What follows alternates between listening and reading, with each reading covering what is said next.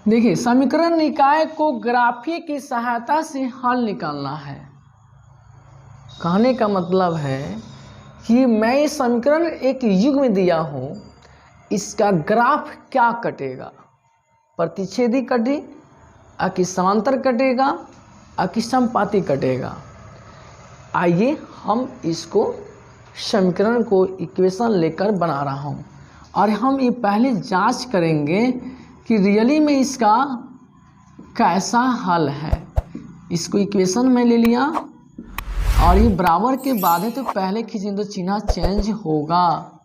अब हम इसको कटाऊंगा, 2 दूना 4, इसके आगे 1 है, 1/2 आ रहा है, 4 दूना 8, यानी 1/2 बराबर 1/2 बराबर -1/2 माइनस आ रहा है।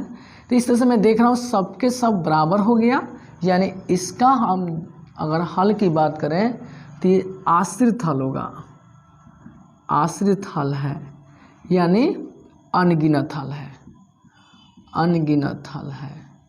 अब ऐसे अनगिनत हल होती है तो इसका ग्राफ कैसे कटता है, अब हम लोग इसका ग्राफ के माध्यम से समझेंगे। ठीक है, तो इसके लिए सारणी बनाएंगे। अब हम यहाँ लेंगे सारणी 1 से, अब यहाँ सारणी बनाएंगे और यहाँ सारणी में हम लोग भरेंगे x y का मान।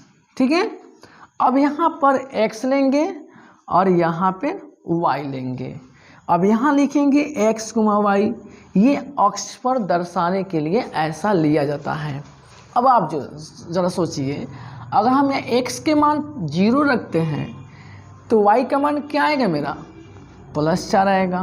अब कहेंगे कैसे सर ये संभव हुआ, तो देखिए यहाँ अगर 0 रखते हैं तो 2 को 0 में गुना करेंगे तो 0 होगा, और 0 में -4 घटाओ तो -4 आएगा, और ये बराबर के बाद में जाएगा तो +4 हो गया, इस तरह से। अब देखिए x के मान अगर हम 2 लेते हैं तो ये 0 आएगा। अब कैसे, तो 2 दूना 4, 4 में से 4 घटेगा 0, और 0 बराबर के बाद में तो 0 ही रहेगा, इसलिए इसका 0 हुआ। तो इस तरह से इसका एक ग्राफ सारणी हुआ। अब हम सारणी 2 भी तैयार करूँगा, अब सारणी 2 भी तैयार करेंगे। ठीक है, अब इस सारणी में हम लोग 2 हल निकालेंगे, और ये कहाँ से निकलेगा, तो ये समीकरण जो मैं 2 लिया हूँ वहाँ से हम लिखेंगे।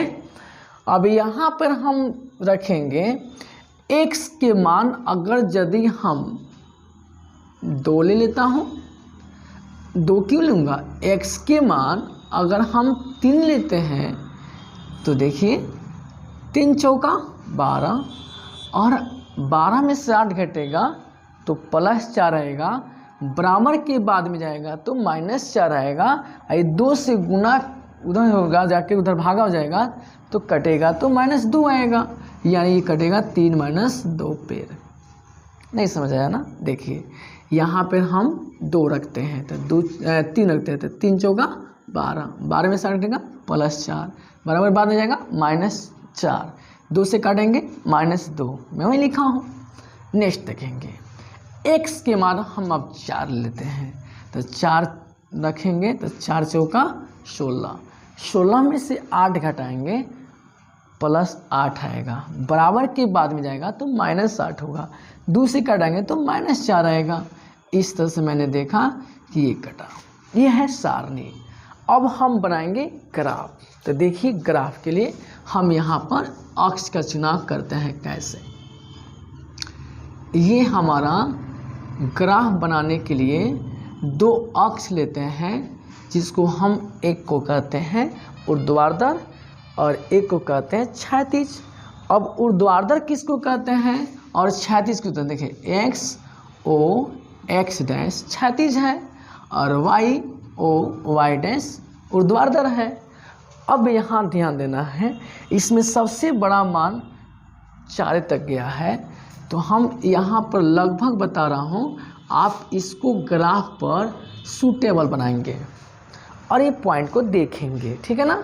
अब हम ये 1 2 3 4 जो लिख रहा हूँ, इसका मेजरमेंट जो है सेम नहीं है, तो एक ग्राफ थोड़े है, तो आप अपना ग्राफ पर सेम लेंगे और यहाँ स्केल का माप लिखेंगे, स्केल का 1 यूनिट, सॉरी 1 सेंटीमीटर बराबर 1 unit on both the axes.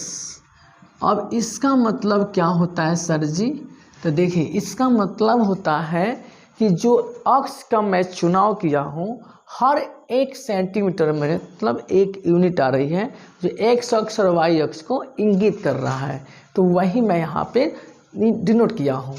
अब यहाँ देखेंगे इसको हम प्लस लेते हैं क्योंकि प्रधान अक्ष के ऊपर जाता है, यानी मूल बिंदु बोलते हैं, तो ये भी आपका प्लस में जाएगा। ठीक है, अब यहाँ से मूल बिंदु से हम लेफ्ट साइड आ रहे हैं तो इधर माइनस होता है। ठीक है, अब यहाँ माइनस हमको लिख देना था, अब यहाँ नीचे आएंगे तो भी माइनस होगा।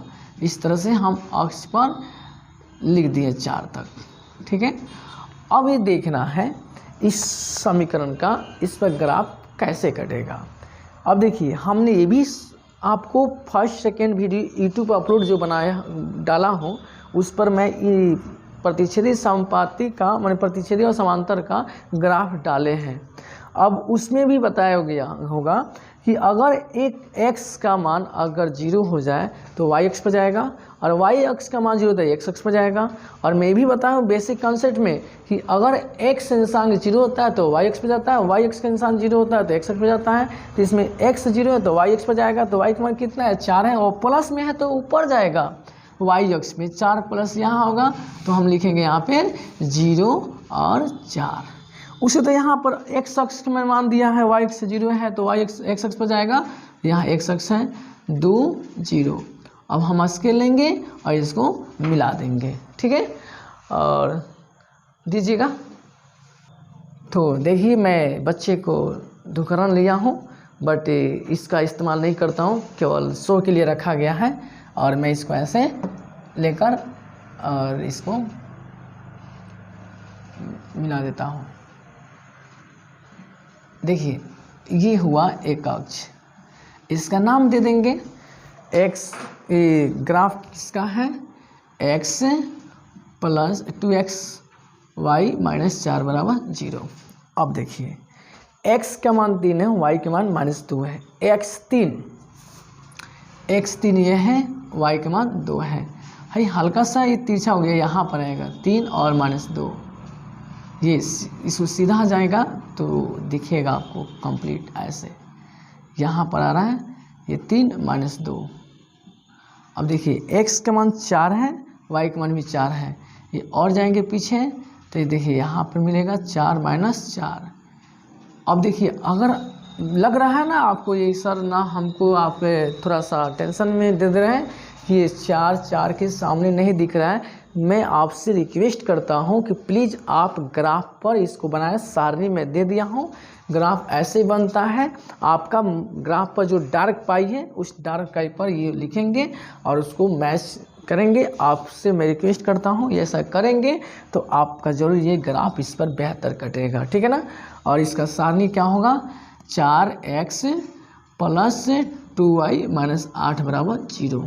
ये हुआ आपका समपाती। समपाती मतलब एक ही गो उसका एक सरल रेखा निकलेगा जो दोनों का बिंदु, दोनों का निशान जो है सब एक ही सरल रेखा पर होगा। इस तरह से समपाती बनता है। और मैं आपसे एक और बात बोलता हूँ, इसका पार्ट 1 पार्ट 2 बनाकर यूट्यूब पर अपलोड कर दिया हूँ जिसमें प्रतिच्छेदी और समांतर का ग्राफ काटा गया है और ये समपाती वाला हो गया। मैं तीनों कंप्लीट कर देता हूँ और ये 3 आधार में से किसी एक आधार पर फाइनल एग्जाम में 5 नंबर का सोकर पूछता है। यदि इसको बार बार देखेंगे तो आपको ग्राफ बनाना आ जाएगा और एग्जाम में 5 नंबर नहीं छूटेगा। यदि आपको ये सारा बात बेहतर लगा है, समझ में आया है तो मेरे रिम्स चैनल को सब्सक्राइब कीजिएगा, अपने दोस्तों में शेयर कीजिएगा। जय हिंद, जय भारत।